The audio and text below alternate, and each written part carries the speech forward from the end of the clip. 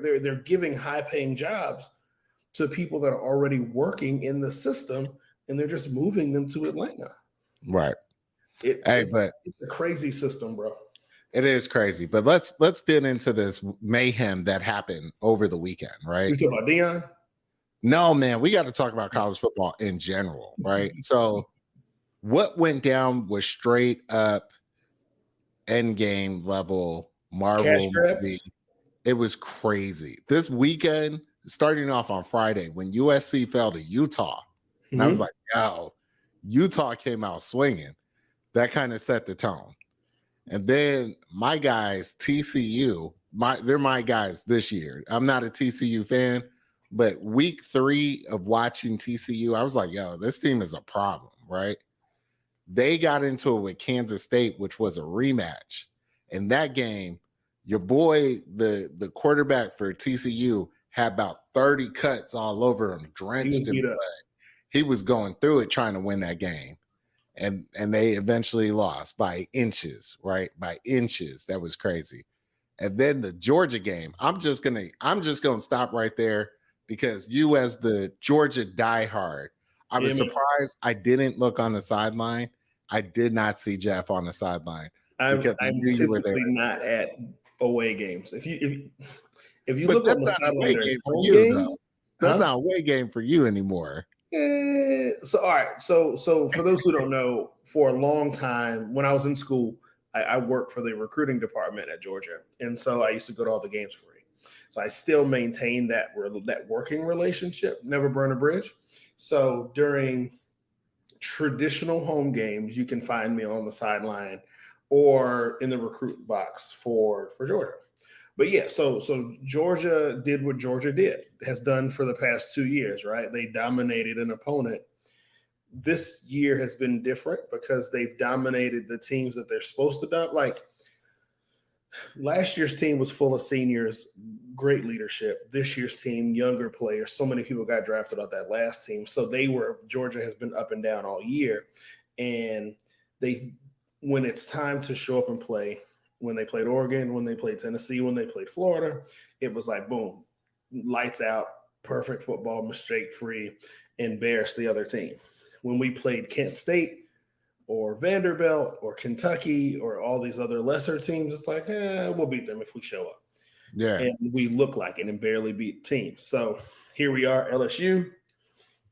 Georgia came in. They decided we're the better team, and they proved it on the field. So now we are, again, the number 1 team in the country and got one hell of a game to get to the national championship. We got to play Ohio State December 31st in Atlanta. That shit is going to be hard.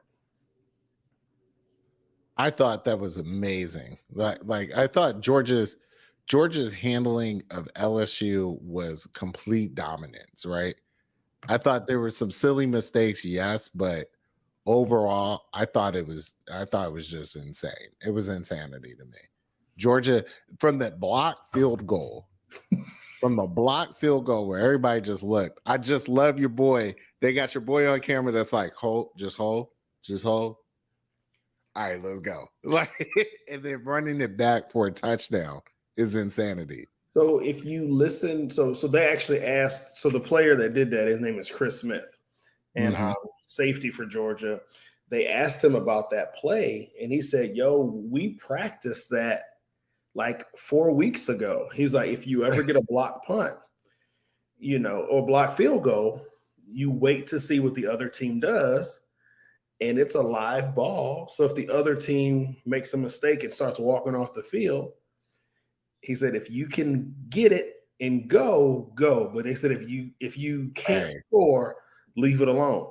And so that's why you saw him go over to the ball and he looked at the LSU sideline and then looked at the ref and then looked back at his sideline and like, I'm gone. And they straight up pulled the flying V from Mighty Ducks. I ain't never seen nothing like that, right? I see this every week, man. For some reason, it just feels like, and this doesn't mean they can't lose, right? I don't want anybody. I love my team. It's dangerous territory for them. Yeah. Georgia is and continues to be one of the best prepared football teams that I've seen. Like it just seems like when big moments happen or their players are traditionally just in the best spot to make a play. Whenever a play needs to be made, it's like, oh, I know what play is coming from the opposing team. Boom. Hey, it's amazing. And even with your boy that picked up the quarterback with the one arm. That's so embarrassing. He picked him up, but I think it was more for him. It was more for the quarterback than anybody because he was like, yo, you out here looking a little hobbled, bro. I could take you out fairly easy, but let me lay you down. But see, bro, you can't do that to another grown man. Why can't you? Like so the funny thing about the play is the offensive lineman had pushed Jalen Carter, number 88, to the ground.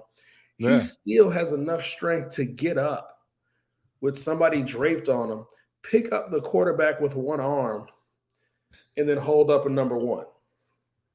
Yeah. This I'm sitting there watching this like this dude has a family. Like his mama's in the stands.